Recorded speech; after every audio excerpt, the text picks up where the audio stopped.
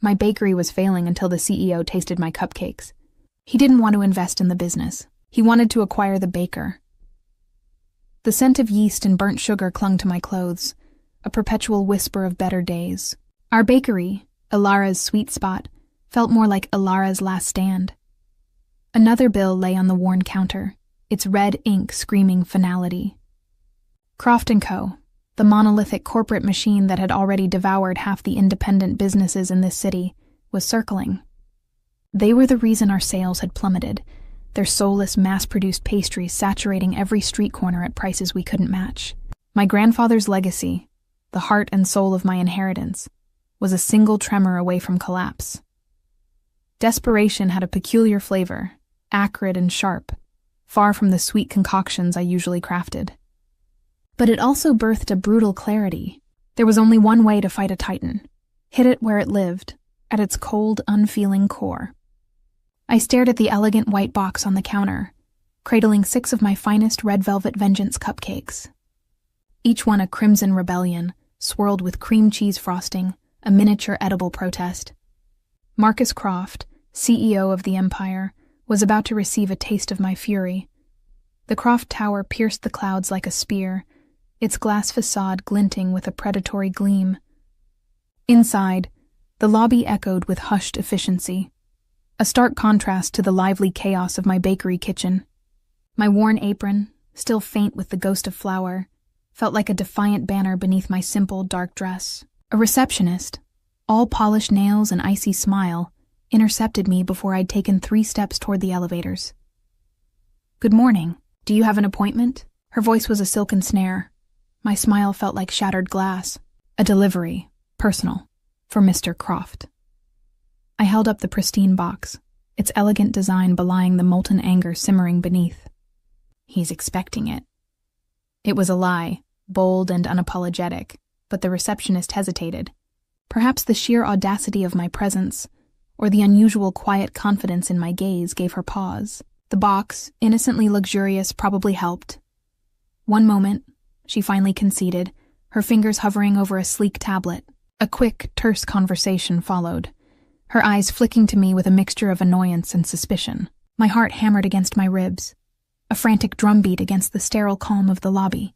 This was it, the moment of truth. "Security will escort you up," she announced. Her tone clipped, clearly annoyed by this deviation from procedure. A man built like a concrete wall emerged from a discreet doorway, his gaze sweeping over me with practiced scrutiny. He didn't question, simply nodded toward the elevator bank. My breath hitched. I had bypassed the gatekeepers. Now for the king. The elevator ascended with dizzying speed, the silence inside thick with unspoken tension. I kept my chin high, my grip firm on the cupcake box. My palms, however, were slick with a cold sweat that had nothing to do with the temperature of the cabin. When the doors finally hissed open, they revealed an expanse of dark wood and cool marble. Another, more formidable-looking woman sat behind a massive desk. This one didn't bother with pleasantries. "You have 5 minutes," she stated, her voice devoid of warmth, her eyes like chips of obsidian. She gestured to a door on the far side of the room. "He's in a meeting, but he'll see you." Marcus Croft's office was less an office and more a testament to unbridled power. A vast space, minimalist and austere, yet every object screamed exorbitant wealth. The entire cityscape stretched out beyond a wall of glass, making me feel like a tiny, insignificant insect, buzzing at the precipice of his dominion. He stood silhouetted against the dazzling backdrop, a dark, imposing figure, his back to me. Even from this distance, his presence radiated an almost physical force, a primal authority that made the hairs on my arms rise. He didn't turn immediately, a subtle power play that had my teeth gritting. "They tell me you have a delivery for me," he finally said, his voice a low rumble, devoid of inflection. He pivoted slowly, and my breath caught. Marcus Croft was a predator in bespoke tailoring. His features were stark, angular, carved from granite. Dark hair, meticulously styled, framed a face that held no trace of softness. His eyes, though, were what truly held me captive. Gunmetal gray, sharp and assessing. They swept over me with an unnerving intensity, dissecting every detail. There was no recognition, only cold curiosity. "It's not just a delivery, Mr. Croft," I heard myself say, my voice surprisingly steady despite the rapid flutter in my chest. "It's a statement." I walked forward, placing the box on the edge of his expansive, polished desk, the white cardboard a stark contrast to the dark wood. "From Alara's sweet spot. Perhaps you've heard of it." The bitterness was a raw edge in my tone. A corner of his mouth twitched, a minuscule movement that could have been amusement or disdain. "I'm afraid not. My palate rarely extends beyond the essentials." His gaze dropped to the box, then back to my face, lingering on my lips. "And what statement precisely does a box of sweets intend to make?" "That some things are worth fighting for," I shot back, meeting his gaze unflinchingly. "That not everything can be acquired or crushed, or assimilated into your corporate maw." I opened the box, revealing the perfectly sculpted red velvet vengeance, each cupcake a tiny masterpiece of defiance. "Taste it, Mr. Croft, then tell me if it's an essential." His eyes narrowed, a flicker of something unreadable passing through their depths. He reached into the box, his long, elegant fingers plucking one of the cupcakes with a surprising gentleness. His movements were precise, controlled. He brought it to his nose, inhaling faintly, then took a bite. The world seemed to hold its breath. His jaw stilled. The casual indifference evaporated, replaced by a sudden, stark rigidity that seemed to ripple through his entire frame. His eyes, previously impassive, widened fractionally, a shock of something profound and deeply unsettling flashing within them. His pupils dilated, and the cupcake, half-eaten, trembled in his grasp. A muscle pulsed in his throat. He wasn't merely tasting a cupcake. He was tasting a memory. A phantom limb of his past had just resurfaced, sweet and painful, in the most unexpected of places. "Impossible," he breathed, the word a raw exhalation, almost to himself. The ruthlessness in his features had been momentarily stripped away, leaving behind a stark, unfamiliar vulnerability. For a split second I saw a man haunted, not a corporate predator. Then, just as swiftly, the mask slammed back into place, harder and more impenetrable than before. His gaze, now burning with an entirely new intensity, locked onto mine. This wasn't cold curiosity. This was recognition, and something far more dangerous. "Get out," he commanded, his voice a low growl, laced with a chilling new undercurrent of threat. "Now." My blood ran cold, the brief triumph curdling into sudden fear.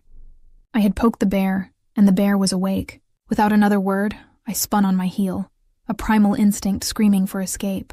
I walked out of that opulent office, through the antechamber, and into the elevator, my legs trembling, every nerve screaming. I had delivered my message, but I had also unleashed something I hadn't anticipated.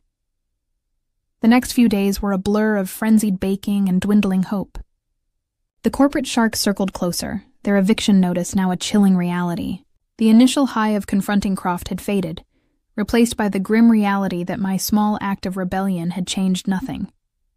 I was still losing everything. I was sifting flour, the familiar scent a poor balm for my raw nerves, when a shadow fell across the bakery's worn threshold. My heart gave a violent lurch. A sleek, black luxury sedan idled at the curb, an incongruous behemoth on our quiet street. From its passenger seat, Marcus Croft emerged, a dark, imposing figure against the weak afternoon sun. He looked utterly out of place, an alien king in my humble domain. My hands froze mid-motion, coated in flour, as he stepped inside. The bell above the door chimed, a cheerful sound that felt like a cruel joke. He surveyed the interior, his gaze sweeping over the mismatched chairs, the fading wallpaper, the glass display cases that held more empty space than pastries. His lips curled into a faint, almost imperceptible sneer. He took in every imperfection, every crack in the tile, every sign of our struggle, and in his eyes I saw not pity, but something far more chilling, assessment. "Ilara's sweet spot," he murmured, his voice cutting through the quiet like a surgeon's scalpel. He didn't ask, he stated. He knew. "What do you want, Mr. Croft?" The question felt trapped in my throat, laced with defiance I barely possessed. My flour-dusted fingers tightened on the edge of the counter, my knuckles white. He took a slow, deliberate step closer, invading my space, his presence filling the small bakery, suffocating the air. "I've had my people look into you and your family history." The words were delivered with a casual cruelty that made my blood run cold. He knew about my father, about the small, thriving bakery he'd owned, about how Croft & Co. had systematically squeezed him out years ago, ultimately leading to his heart attack. He knew and he didn't care.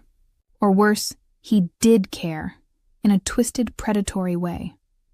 My people tell me you're drowning in debt. Eviction notices. Suppliers cutting you off. He listed my failures with a dispassionate accuracy that stripped me bare. They tell me you're barely keeping your head above water. His eyes, those chilling gray eyes fixed on mine, trapping me in their depths. Tell me, Alara, why aren't you begging? Rage, pure and undiluted, surged through me, momentarily eclipsing the fear. Because I don't beg, Mr. Croft. Especially not from the man who drove my father to an early grave and is now trying to finish the job. A strange light flickered in his gaze. A spark of something almost like appreciation. Feisty. I like that. He took another step, closing the distance between us until I could smell the expensive cologne, the subtle scent of power and ambition. His eyes dropped to my flour-dusted hands, then slowly traced a path up my arms to my face. Your red velvet vengeance, Cupcake, he continued, his voice dropping to a low, intimate register that sent a shiver down my spine. It was exceptional. A ghost. It was my father's recipe. I spat, my voice tight. A legacy you tried to erase. And failed, it seems. His lips curved into a slow, unsettling smile that never quite reached his eyes. It was a smile of a wolf who had cornered its prey. That recipe? It has a story. A very particular one. One I thought had been lost to time. He paused, letting the implication hang in the air, a silken rope tightening around my neck. Which brings me to my offer. He pulled out a single, impeccably folded document from the inside pocket of his suit jacket. Not a contract, not yet. Just a summary. I will clear your outstanding debts. Every single one. I will provide funding for a complete renovation and expansion of Alara's sweet spot, transforming it into a flagship bakery. He watched my face, a flicker of something calculating in his eyes, as he saw the desperate hope warring with the ingrained hatred. And Croft & Co. will cease all competitive practices in your immediate vicinity. Consider it a protective bubble around your enterprise. It was everything I'd ever dreamed of, everything I was fighting for, a lifeline shimmering with impossible promise. But then he delivered the catch, the barbed hook hidden beneath the glittering bait. In return, he continued, his voice hardening, you become my personal baker. You will create exclusive desserts for me, and only for me, delivered to my penthouse every evening for my tasting sessions, and you will attend high-profile corporate events on my arm as a demonstration of our partnership.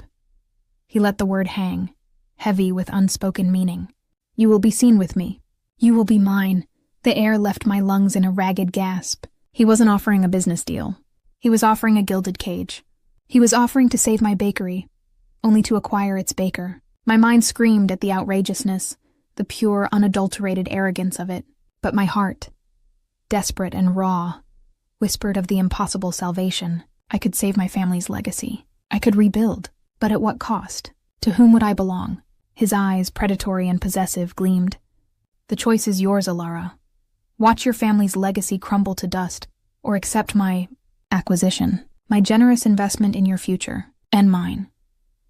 He took another step, his hand reaching out, his long fingers brushing a stray strand of flour from my cheek. The contact was electric, searing, a warning and a promise all at once. My entire body stiffened, a silent refusal battling a traitorous current of fascination. Understand this, Alara. I don't take no for an answer, not when something I truly want is within reach. And I want you. His words hung in the air, a physical weight pressing down on me, silencing the bustling street beyond the bakery door. The flour on my cheek felt like a brand, a stark contrast to the burning heat of his fingers. And I want you. The declaration was not a plea or a suggestion. It was an irrevocable decree, chilling in its possessive simplicity. Every instinct screamed for me to recoil, to lash out, to defend what little autonomy remained. Yet, a peculiar tremor ran through me, a primal recognition of power, of a force so absolute it bordered on terrifying. My breath hitched, my mind fractured, reeling from the impossibility of it all. To refuse him was to sentence my family's legacy to death, to watch the very walls that held a century of memories crumble. To accept was to walk willingly into a gilded cage, to become a trophy, a personal plaything for the man who epitomized everything I loathed. The conflict tore at me, a visceral tearing sensation in my chest. My jaw tightened, a silent war raging behind my eyes. He withdrew his hand, the sudden absence of his touch leaving my skin tingling, surprisingly cold. His gaze never wavered, waiting, assessing. I searched his eyes for any hint of mercy, any chink in his formidable armor, but found only unwavering resolve, a will of iron that bent to no one. This wasn't a negotiation, it was a surrender. "You won't destroy it," I finally managed, my voice a fierce whisper, a vow more than a question. "My bakery, my father's legacy, you won't touch a single brick." A faint, almost imperceptible smirk played on his lips. "It will be transformed, Ilara, made anew under my patronage. Every aspect will be elevated, enhanced. It will thrive, just as you will." He watched me, his eyes promising both ruin and salvation, making it impossible to disentangle the two. A bitter laugh escaped me, thin and reedy. "Thrive in your shadow, you mean?" "Perhaps," he conceded, the word a silken threat. "Or perhaps you will discover shadows can offer a different kind of light. Protection." He gestured vaguely around the dusty interior. "This place, for example, needs protection from predators far less discerning than myself. From the competition, the debt, the slow, agonizing decline, all of which I can effortlessly eliminate." My gaze swept over the peeling wallpaper, the cracked display case, the ghosts of laughter and flour-dusted hands that populated my memories. The truth of his words hit me with the force of a physical blow. He wasn't entirely wrong. He was offering to fix everything I couldn't, to save what I loved most, but at a price that felt like my very soul. A desperate, treacherous voice in my mind whispered that my soul was already forfeit if the bakery died. "The terms," I said, the words tasting like ashes. "What exactly do you expect of me?" I needed to understand the boundaries, however blurred they might be. His smile widened, a slow, predatory unveiling. "We begin tonight. My penthouse, 6 o'clock. And every evening thereafter, you will present your creations, and I will critique them. A partnership built on discerning tastes, Ilara, and on my expectations." His eyes glittered with a dark amusement, as if reading the internal scream of protest I refused to voice. "And yes, the high-profile events. You will accompany me. You will be seen. You will learn to navigate my world. And if I refuse one of your expectations?" My chin lifted, a last, desperate flare of defiance. His expression hardened instantly, the amusement vanishing, leaving behind the cold, ruthless mask. "That would be unwise, Ilara, very unwise. Because then the protective bubble around your sweet spot would burst. The debts would resurface, and Croft & Co. would finish what it started years ago. Only this time, you'd be entirely alone." The threat was delivered with a quiet certainty that made my stomach clench. He didn't need to raise his voice. His power was absolute. My vision blurred, the impossible choice crystallizing into agonizing clarity. There was no real choice. I would trade my freedom for my legacy. I would play his game, for now. "Tonight," I rasped, the single word an unwilling acceptance. A bitter pill swallowed whole. 6 o'clock. A flicker of triumph, fleeting and chilling, crossed his face before he composed himself. "Excellent. A car will collect you." He turned to leave, then paused at the doorway, his silhouette once again blocking the weak sunlight. "And Ilara," he added, his voice low, "dress appropriately.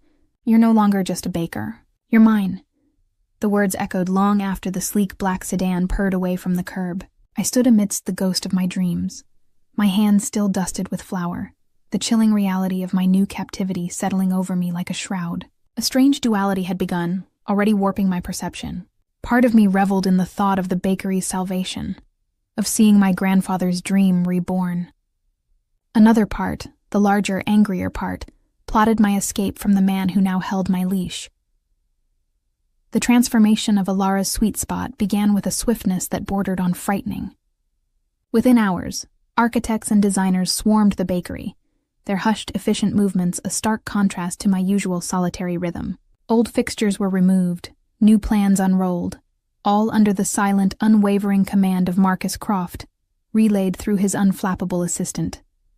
I was relegated to a small temporary kitchen, my role diminished to observing the demolition of my past and the construction of my gilded future. The speed of his operation was a testament to his power. He simply commanded, and the world reshaped itself to his will. 6 o'clock found me pacing my tiny apartment, the black dress I'd chosen feeling less like an outfit and more like a uniform.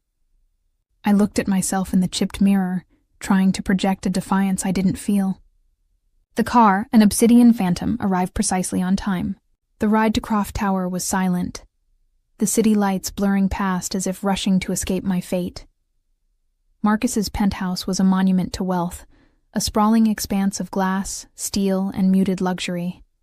It was everything his office was, only softer, more intimately opulent.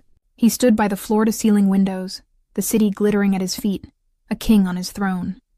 He turned as I entered, his gaze sweeping over me with a possessive intensity that made my skin prickle. "On time," he observed, his voice a low thrum, a promising start.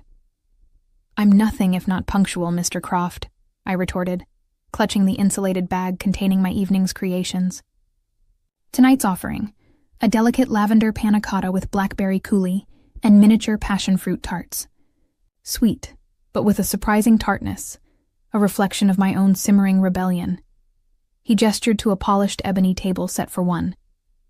"Marcus, call me Marcus. You are, after all, my personal baker." The implicit ownership in his tone was unmistakable. He sat, indicating the chair opposite him. My stomach tightened as I placed the desserts before him, each one a tiny offering on the altar of his control. He assessed them with an almost scientific detachment, his eyes missing nothing. He picked up a passion fruit tart, examining its delicate crust, the vibrant yellow filling.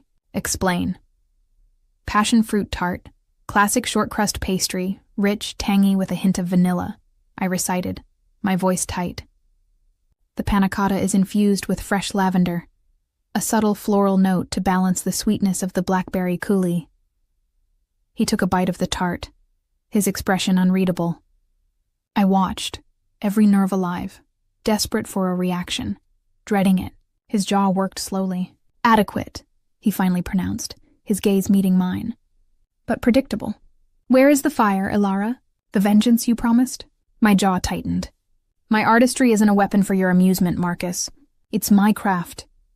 "Oh, but it is a weapon," he corrected, a dangerous glint in his eyes. "A potent one. You simply haven't learned to wield it with precision." "Not yet."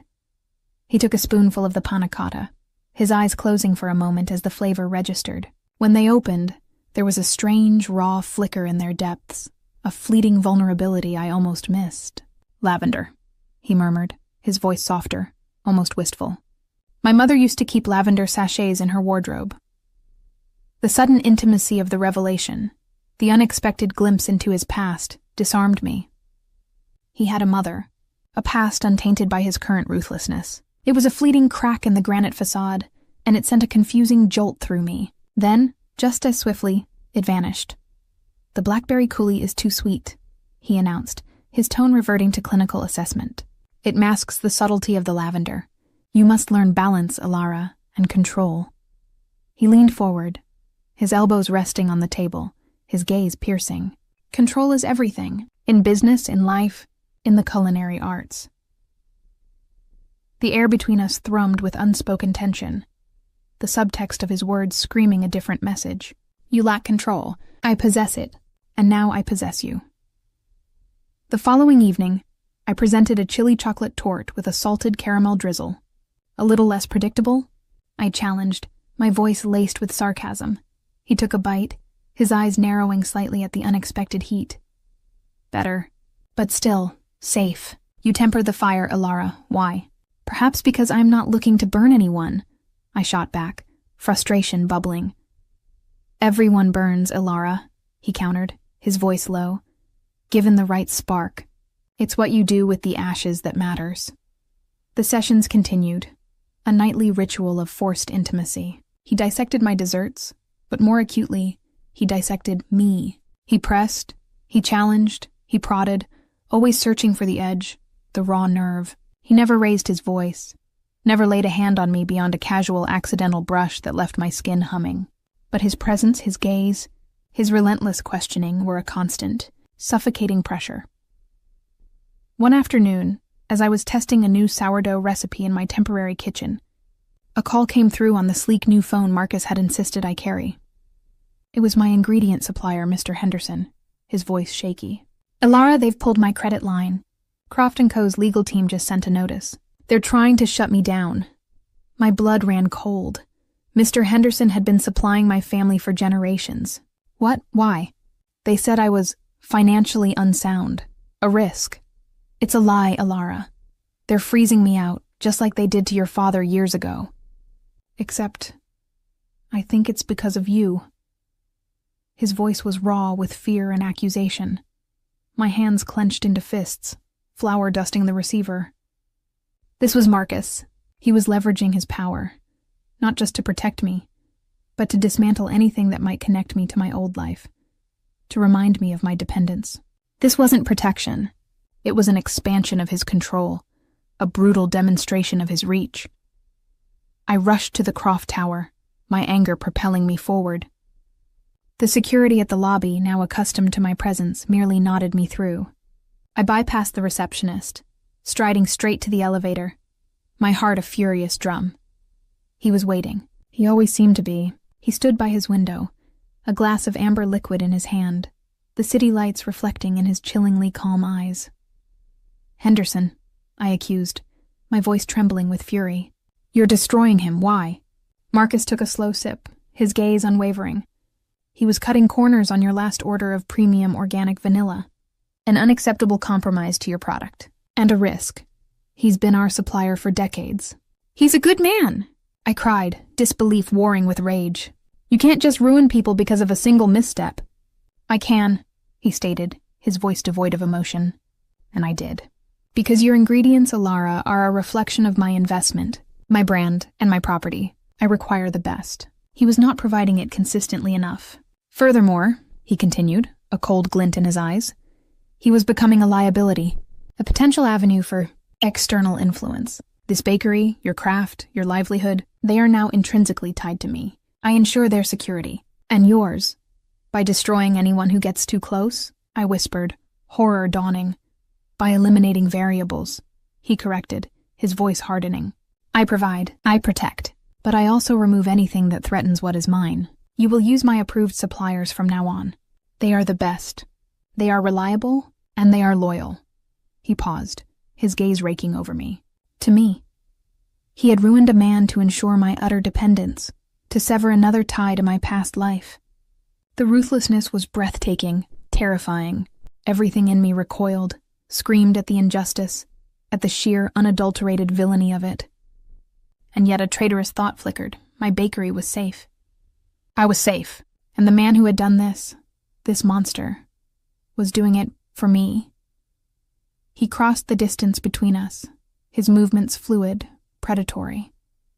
He stopped directly in front of me, his presence overwhelming. He reached out, his long fingers cupping my jaw, his thumb stroking my cheekbone with a possessive tenderness that stole my breath. "Do you understand, Ilara? My protection comes with obligations, absolute ones. You are mine to protect, and mine to control. Your safety is paramount, and your safety, I assure you, is directly proportional to your willingness to remain within the confines I set for you." His voice dropped to a low, intimate murmur. "I will ensure nothing and no one can ever harm you again. But in return, you must trust me to know what is best. You must obey." My heart hammered against my ribs, a trapped bird desperate for release. His touch, so gentle, so possessive, was a confusing counterpoint to the cold, hard reality of his words. This duality was a poison, seeping into my veins, making me question every instinct. I should hate him. I did hate him, but a small, terrifying part of me found a strange, dark comfort in the absolute certainty of his control, in the promise of his impenetrable shield. The next few weeks fell into an unsettling rhythm. The bakery was indeed transformed, a stunning modern space that still retained the warmth of its past. The scent of fresh-baked bread and sweet pastries now mingled with the sharp tang of new paint and polished wood. I worked, creating, pushing my boundaries, pouring my defiance into every meringue and ganache.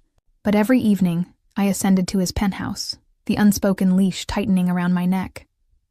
I tried to test the boundaries. One night, I deliberately arrived 15 minutes late, feigning an emergency with a stubborn oven. His eyes, when I finally entered his penthouse, were arctic. He didn't raise his voice, didn't threaten. He simply let me sit, then announced that he had rescheduled a crucial international conference call for my benefit, a call that had involved dozens of executives across multiple time zones. He made me watch as he apologized to a stern-faced board member on a holographic screen, stating, "Unforeseen personal obligations." The implication was clear. My tardiness had disrupted his empire, and he would not tolerate it again. The message was chillingly effective. Another evening, I attempted to steer the conversation away from desserts and towards my family, trying to elicit a human response, to find another crack in his armor. He listened, impassive, then redirected. "Your father's recipe for the apple galette is a masterpiece of rustic simplicity. Have you considered refining it for a more sophisticated palate?"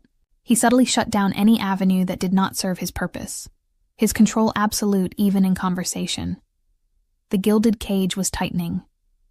I was eating better, sleeping in a renovated apartment above the bakery, my bank account overflowing. Every material want was met, yet I felt more trapped than ever, the walls of his possessive world closing in. The thought of escape was a constant hum beneath the surface. But how did one escape a man who held every aspect of your life in his meticulously manicured hands? My rebellion, muted but persistent, manifested in the intricacies of my baking. I would add a secret ingredient, a dash of something unexpected, just to see if he noticed, if he truly tasted the nuance. He always did.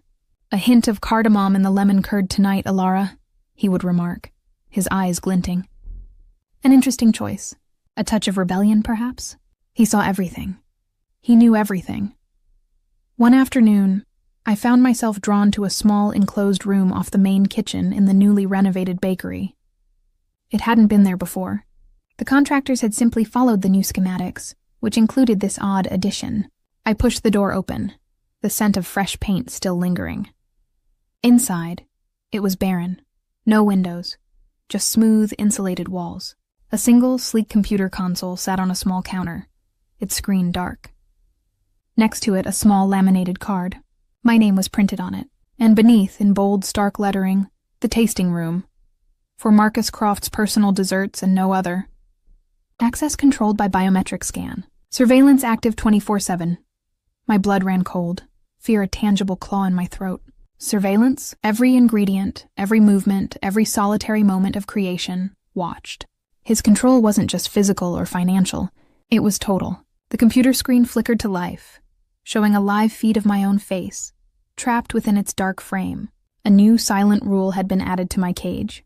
A chilling declaration of his absolute ownership, a testament to the fact that I was not just his baker, but his captive, with no corner of my life left unobserved.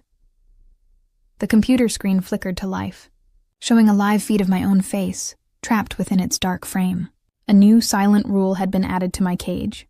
A chilling declaration of his absolute ownership, a testament to the fact that I was not just his baker, but his captive, with no corner of my life left unobserved.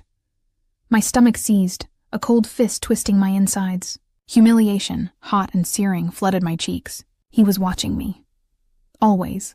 Every stir, every measurement, every quiet thought I poured into my creations. The sleek new technology, the flawless renovation, suddenly felt less like a gift and more like a sophisticated trap. My initial rage, a vibrant crimson, began to curdle into a desolate gray. He hadn't just acquired my bakery.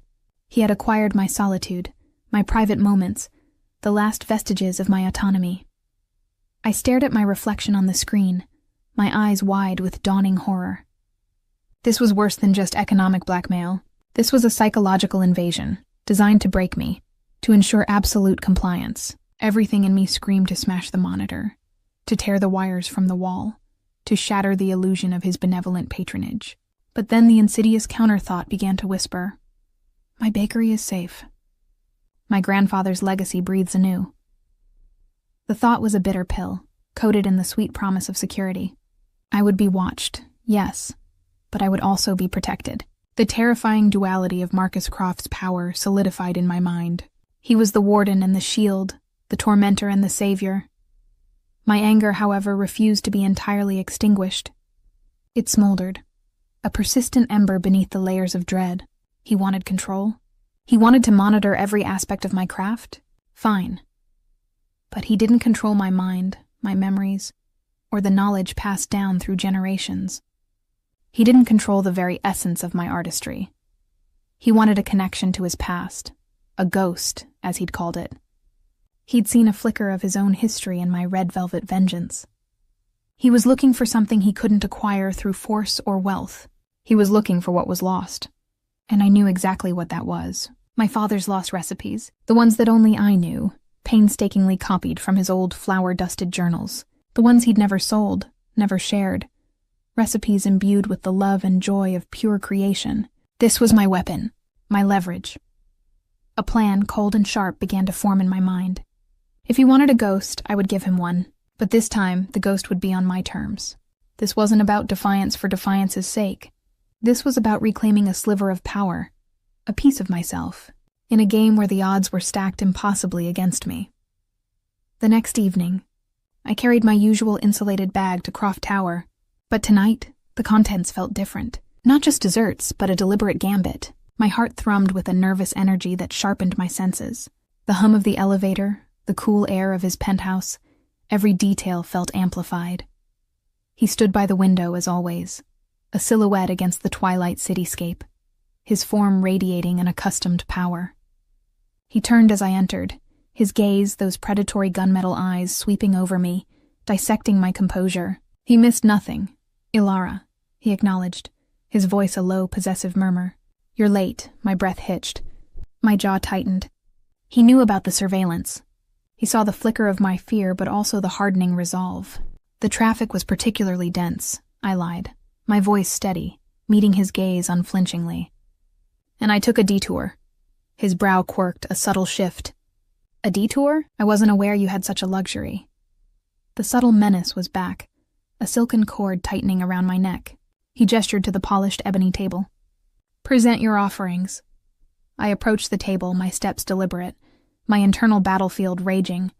My hands, usually steady as I placed my creations, held a tremor I barely suppressed. Tonight, there were only 3 small, perfectly formed tarts, their crusts a deep golden hue, their filling a rich, dark amber. Not a trace of the usual flamboyant garnish, austere, honest. Tonight's selection is unique, I began, my voice clear despite the rapid pulse thrumming in my ears. A honey almond tart with a hint of toasted sesame. It's a recipe passed down through my family for generations, one of my father's most treasured. His eyes, which had been dismissive just moments before, sharpened, fixed on the tarts. The casual indifference vanished, replaced by an unnerving focus. He picked one up, his long fingers surprisingly gentle around the delicate pastry. He brought it to his nose, inhaling deeply, then took a bite. The world seemed to contract, every sound, every breath, fading into insignificance. I watched him, every nerve alive, searching for the reaction I knew would come. His jaw stilled. The slight frown between his brows deepened. His eyes, usually unreadable, flickered with an intensity that pulled at something deep inside me.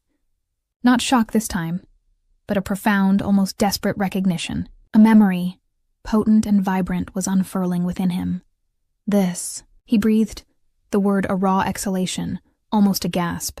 "This taste, it's impossible."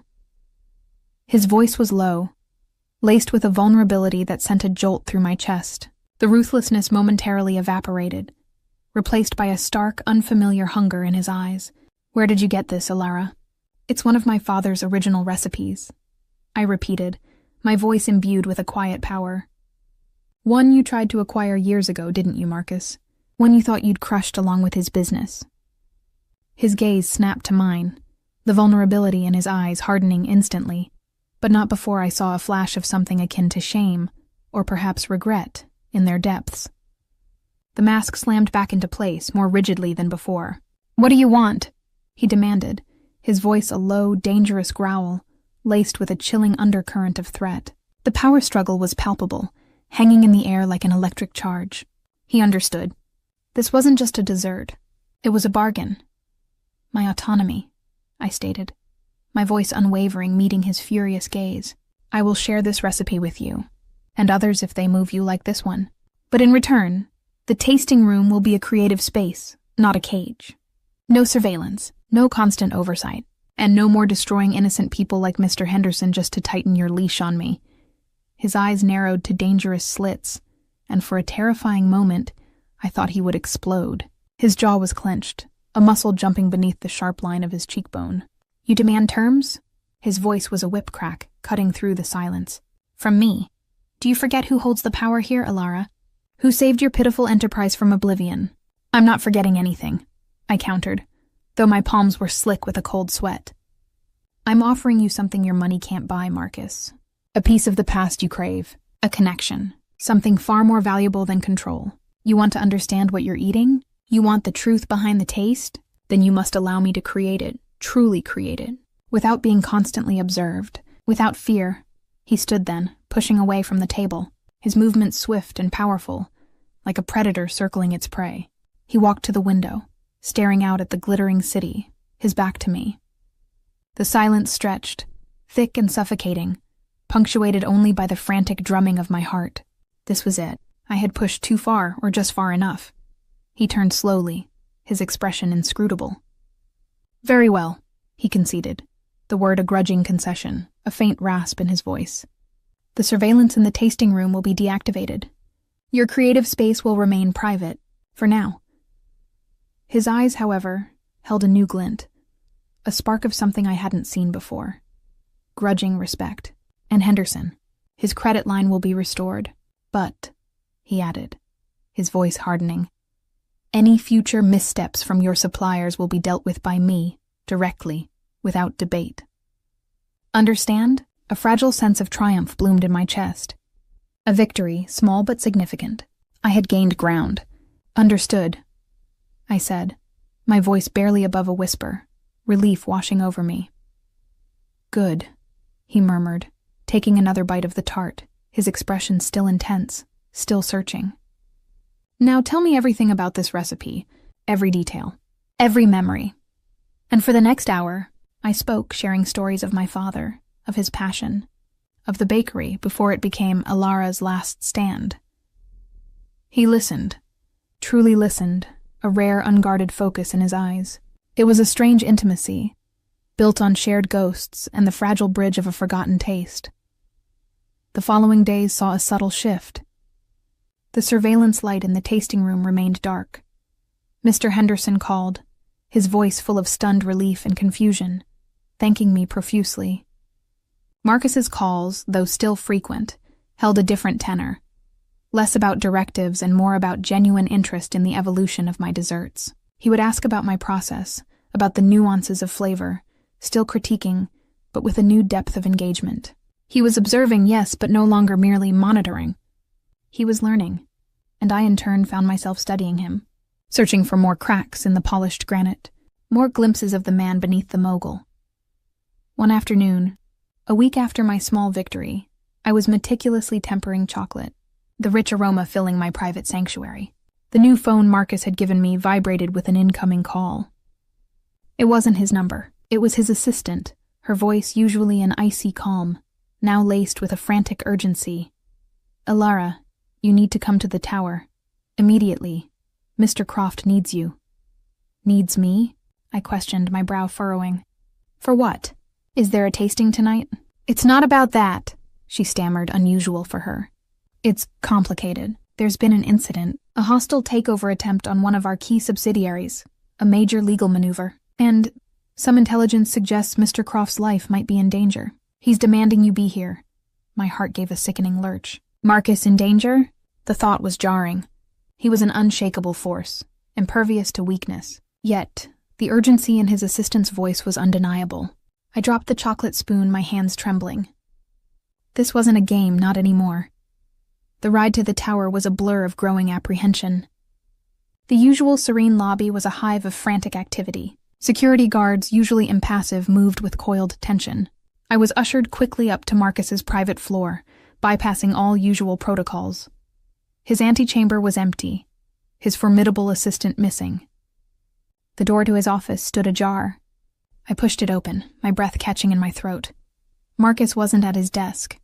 He was by the window, not surveying the city, but hunched over a hollow screen, a flurry of data and legal documents projected before him. His immaculate suit jacket was off, thrown over a chair. His tie was loosened, his top 2 buttons undone. His dark hair was disheveled, a stark contrast to his usual precise grooming. He looked feral, stressed, human, and utterly, dangerously furious. He didn't turn as I entered. "You're here," he stated, his voice tight, rough, laced with an unfamiliar strain.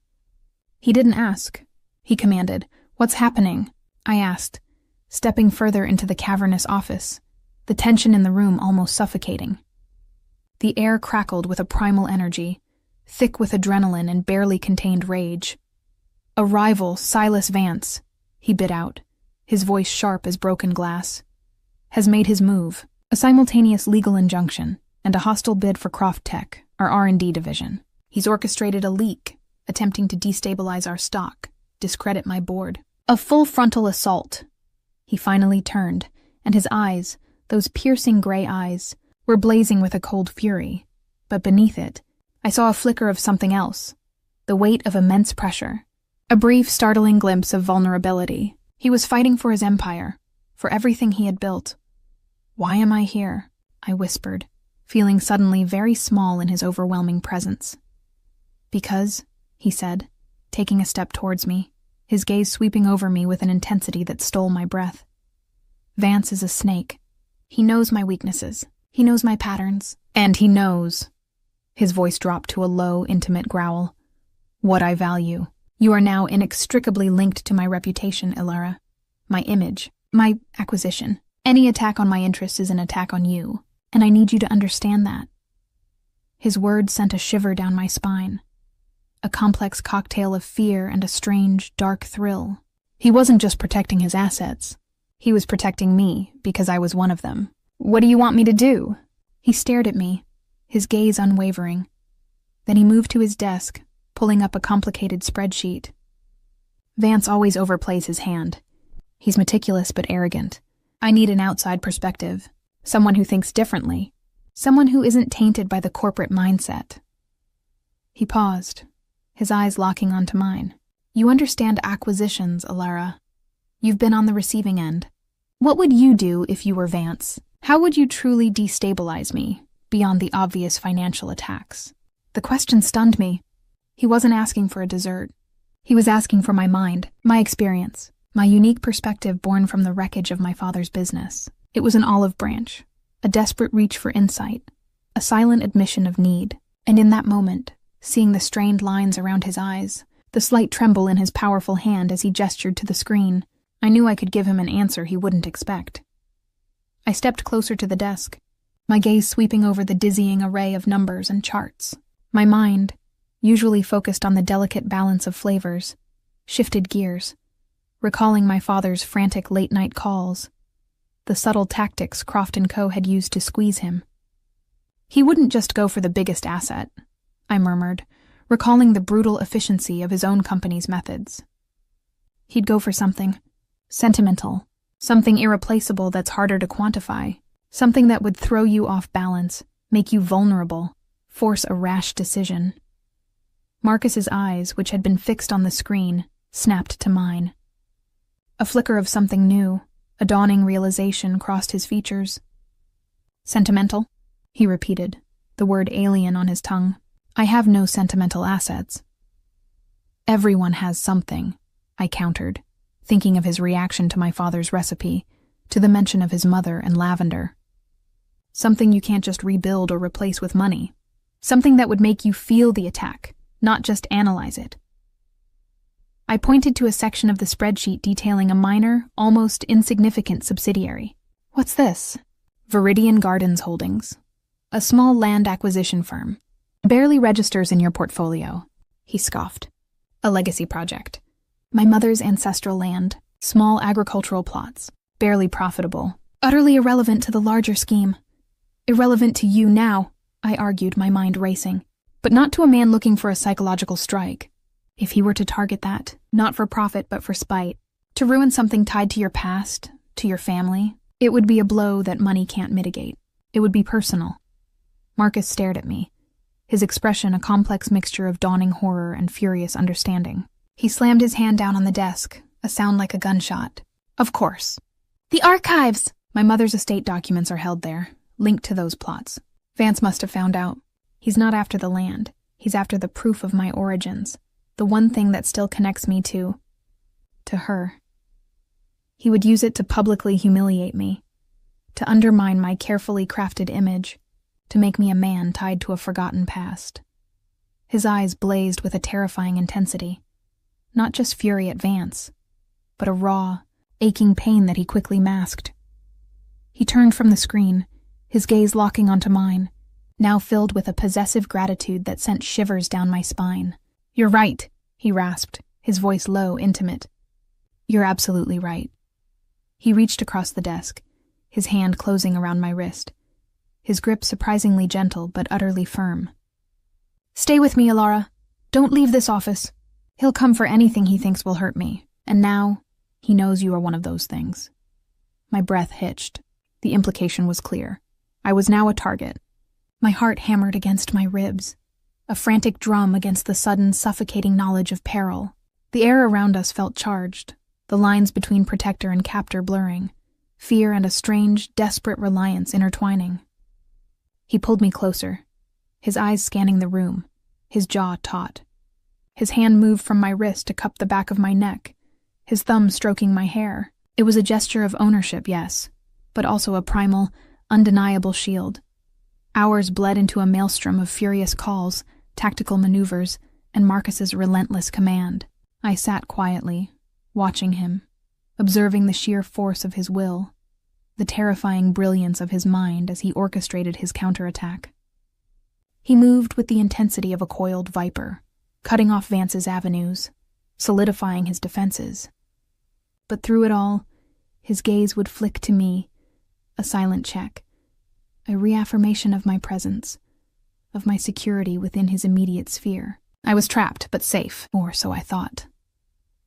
Suddenly, the lights in the entire penthouse flickered, then died, plunging the opulent space into an unnerving darkness. Emergency lights, dim and eerie, cast long, distorted shadows. Marcus swore, a low, guttural sound, his head snapping up. "Power grid!" He barked into his phone, his voice sharp with urgency. "What's happening?" "Secure the building, now!" But before the security team could respond, a deafening crash erupted from the private elevator shaft, followed by the sickening thud of breaking glass from the far end of the office, near the floor-to-ceiling windows. An alarm, shrill and piercing, began to wail. Marcus shoved me behind him, his body a solid wall, his hand gripping my shoulder with bone-crushing force. He stood between me and the shattered window, his eyes blazing, a dangerous, primal ferocity radiating from him. The wind howled through the broken glass, carrying with it the cold breath of the city. A figure, large and imposing, emerged from the darkness beyond the broken window, silhouetted against the distant city lights. He carried something long and metallic, glinting ominously. "Marcus Croft," a distorted voice boomed through the shattered glass, amplified by some unseen device. "A pity your new acquisition finds herself in such a precarious position." The figure raised the glinting object. It wasn't pointed at Marcus. It was pointed directly at me, a flash. A thunderous roar. The world exploded. My senses overloaded, a deafening shriek tearing through the air, followed by a blinding white light that burned behind my eyelids. Marcus shoved me, his body a solid, unyielding wall, pressing me against the cold marble of his desk.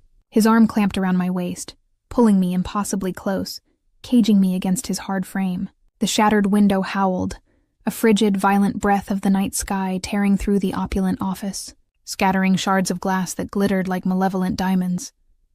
My heart hammered, a frantic drum against my ribs, echoing the frantic pulse beneath Marcus's hand on my shoulder. Fear, raw and primal, clawed at my throat, but beneath it, a strange clarity began to pierce the chaos. My baker's nose, accustomed to the delicate nuances of vanilla. The sharp tang of citrus now registered something else, something metallic and acrid, an unnatural tang that clung to the ozone in pulverized dust. It was a signature, I realized, a unique chemical scent unlike any ordinary explosion, clinging to a high, vibrating hum that seemed to rattle my very bones. "Stay down," Marcus roared, his voice a guttural snarl that cut through the cacophony. He was coiled, a predator primed for attack, his body shielding mine entirely. His head snapped left, then right, his gunmetal eyes narrowed to dangerous slits, scanning the swirling dust and shadows. "That smell," I gasped, pressing against him, my voice a strained whisper against the hurricane of noise. "Bitter, almond. It's not just a flashbang. And the hum, a frequency, like a sonic disruptor. It's designed to disorient, not just explode." My mind, usually focused on the delicate balance of flavors, was suddenly calculating. This wasn't indiscriminate destruction. This was targeted, precise. Vance Marcus's head whipped towards me, his gaze blazing with a desperate, fleeting surprise. He hadn't expected insight, only compliance. But he processed my words with frightening speed, his mind already connecting the threads. "Almond, a viridian derivative. He's using a custom charge," he muttered, his voice cold, devoid of inflection, even as his grip on me tightened. "Means he's not trying to kill us outright. Not yet. He's trying to disable the perimeter defenses, create a breach, buy time." Just as he finished speaking, the dim emergency lights flickered again, then died completely, plunging us into absolute darkness. The building alarm continued its frantic scream, a siren song of panic. Footsteps, heavy and deliberate, scraped across the debris-strewn floor, moving towards us. Multiple figures. "There are more," I breathed, my eyes straining against the blackness, my skin prickling with alarm. My enhanced sense of hearing, developed from years of listening to the subtle crackle of rising dough, picked up faint rhythmic vibrations beneath the floor, not just from the figures in front of us, but from another direction, not just from the window. The other side, near the server racks. "He's after the archives," Marcus snarled, his voice a low growl of pure fury. "The ancestral deeds. You were right." He didn't hesitate. He pulled me tighter against him, his movements swift and practiced, dragging me along the floor, using the massive desk as cover. His hand, no longer gentle, found a hidden compartment beneath the desk, emerging with something cold and metallic. A sleek, black firearm. "Stay here," he commanded, his voice utterly devoid of compromise. "Don't move. Don't make a sound." He pushed me further into the inadequate cover, his eyes, even in the gloom, burning into mine. A warning and a promise. "I will not lose you." Every instinct screamed for me to obey, to cower, to let this powerful man protect me as he'd promised. But a new voice, born of my own burgeoning strength, whispered defiance. He had told me Vance wanted to make him feel the attack, to target something sentimental. And I was that something. I was not a passive victim. As Marcus moved with deadly grace, a silent shadow blending into the darkness, I didn't stay put.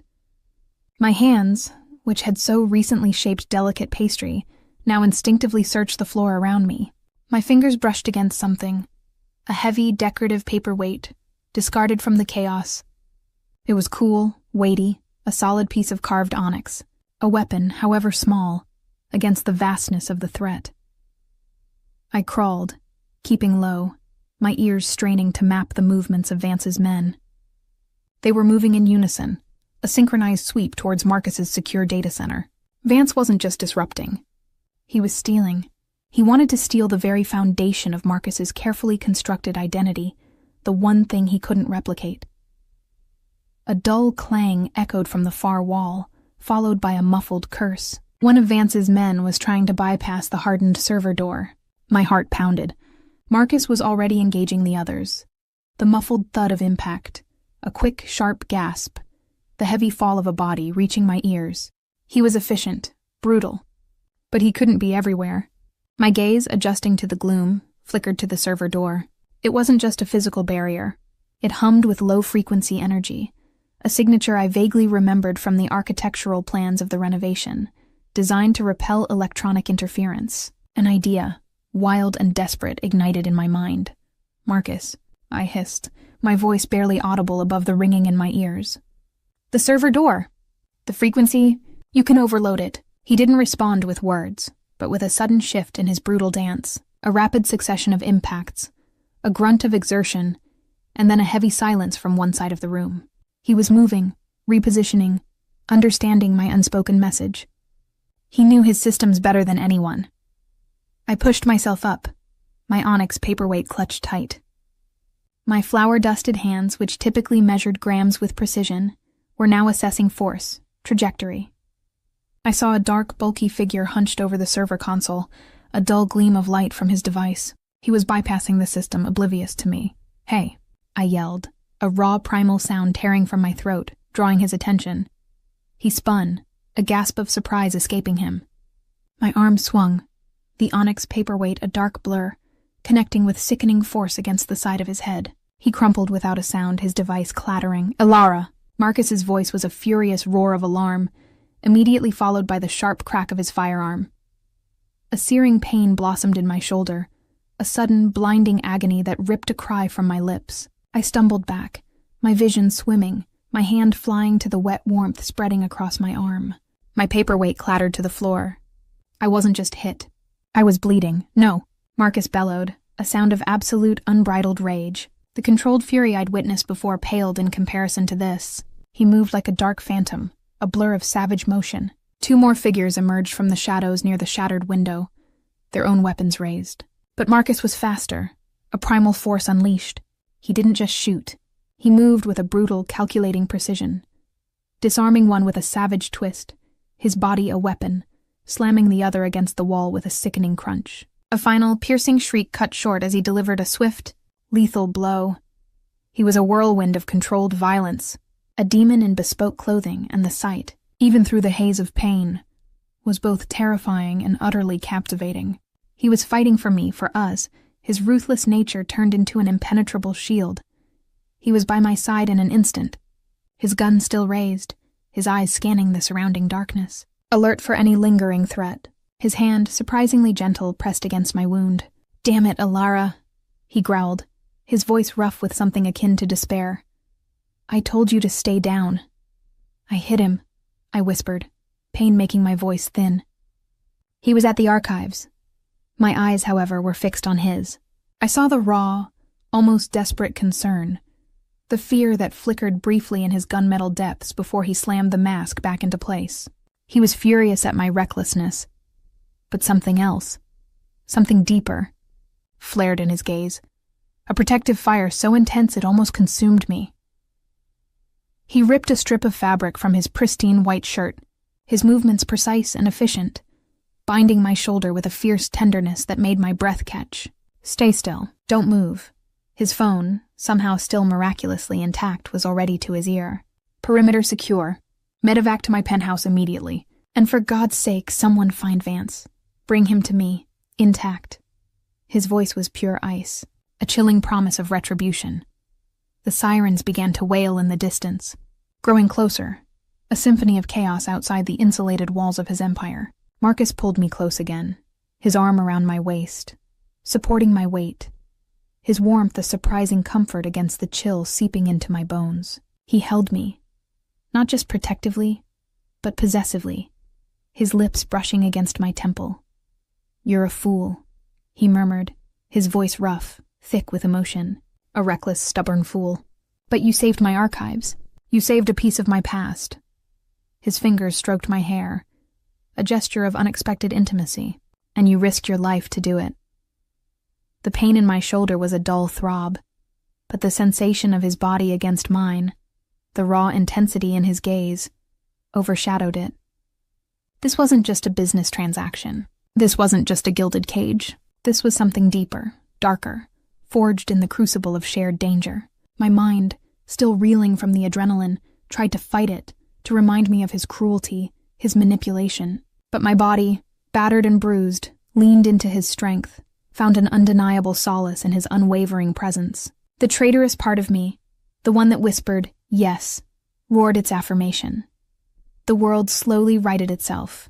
Vance, apprehended and now being interrogated by Marcus's formidable security team, was a problem dealt with, a snake expertly defanged. My shoulder, though still aching, was professionally bandaged. I lay on a plush sofa in Marcus's penthouse, a blanket draped over me, a hot herbal tea clutched in my good hand. Marcus sat opposite me, not in his usual power stance, but leaning back in a deep leather armchair, watching me with an intensity that stole my breath. The emergency crews and security detail had retreated, leaving us alone in the vast, quiet space. The only sounds were the distant hum of the city and the soft crackle of the fireplace Marcus had lit.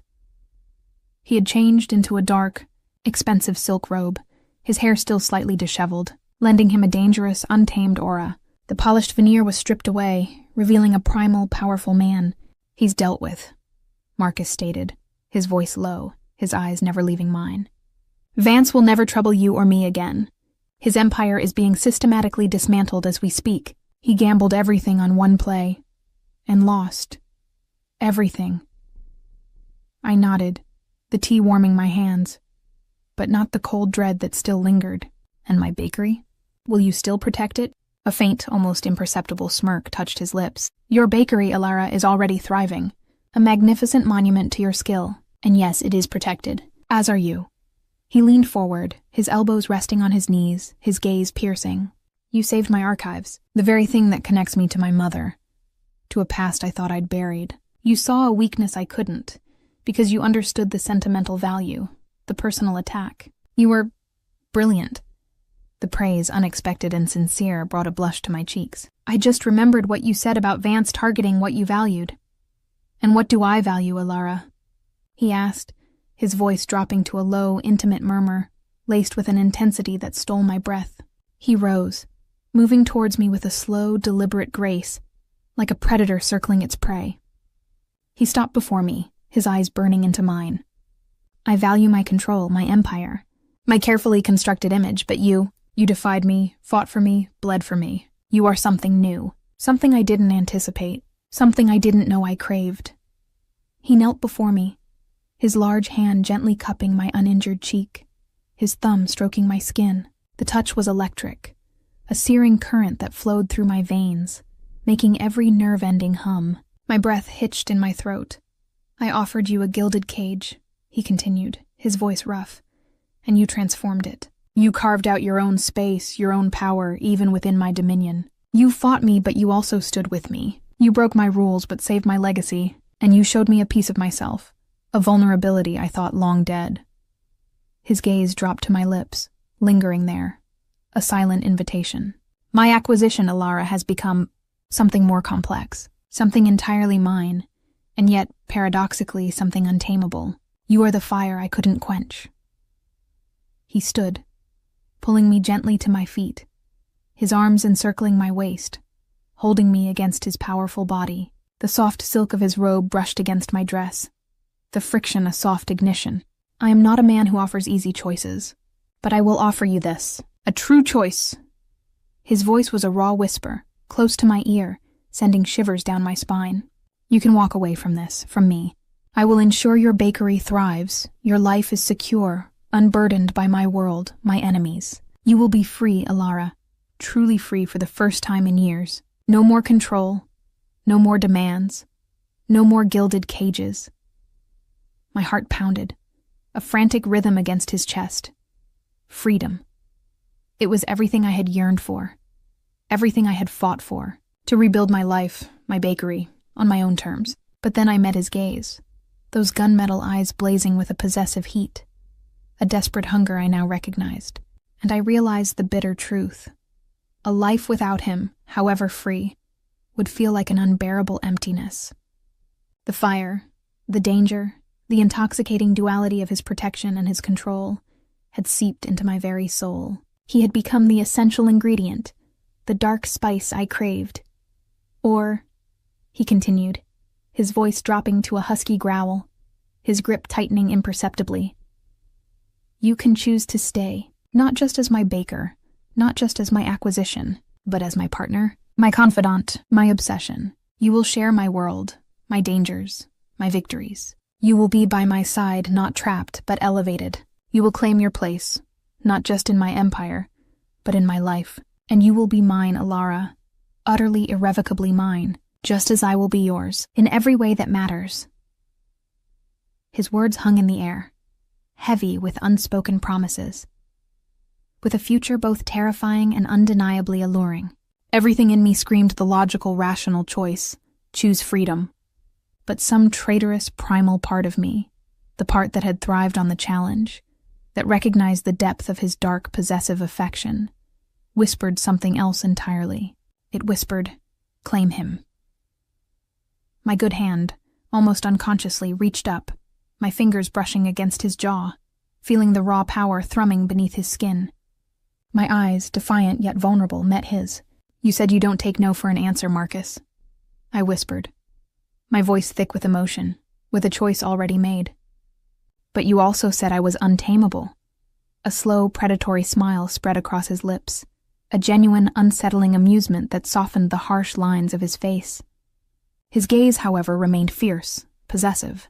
Untamable, yes, but perhaps, he breathed, his thumb stroking the curve of my waist, pulling me even closer until no space remained between us. Just waiting for the right hand to guide the reins. Are you that hand, Ilara? My fingers tangled in his disheveled hair, my body arching into his, a silent, powerful surrender that was also a claim. I am, I murmured, my voice a fierce whisper, a vow. I am your fire, Marcus, and I'm not afraid to burn. His eyes blazed, a dark, primal hunger consuming their depths. Good, he growled, his lips finally descending, capturing mine in a kiss that was both savage and possessive, a culmination of all the unspoken tension. The verbal sparring, the simmering, dangerous attraction. It was a kiss that tasted of power and surrender, of old hurts and new desires, of the sweet promise of a dark, shared future. It was the taste of my own terrifying, exhilarating freedom claimed at the heart of his empire, with the man who had torn my world apart, only to piece it back together, utterly and irrevocably with me at its core.